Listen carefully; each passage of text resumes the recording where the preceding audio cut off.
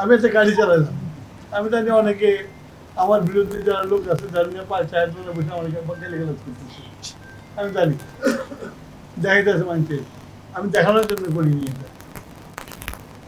আমি আমার নিজের মনের উচ্ছ্বাসে যে আমার এই শহরে, যেটা আমি বড় বড় শহরে আজ থেকে 30-40 বছর আগে দেখছি, ঘুম থেকে উঠে যে এরকম একটা গাড়ি রাস্তা পরিষ্কার করতে, রাস্তা চকচক করতে, সেই উচ্ছ্বাসে আমি ওই ট্রাকে যে উঠছি, কাউকে দেখানোর জন্য উঠিনি।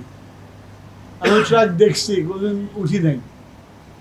আজকে আমার নিজের পৌরসভায় ট্রাকটা আসছে, আমার আনন্দ হয়েছে, আমি উঠছি। এবং এই ট্রাকটা রক্ষণাবেক্ষণের দায়িত্ব তো আমাদের সবার, সরকার দিছে। আর আমাদের যে ধারণা যে গভর্নমেন্টকে আমার দরিয়াবে ঢাল, গভর্নমেন্টেরও কিন্তু বাপ মা আছে, সেগুলো জনগণ।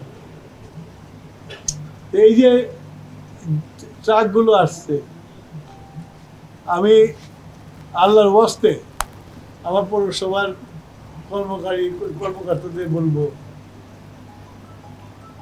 প্লিজ মাস শেষে যে টাকাটা পান সেই টাকাকে হালাল করেন।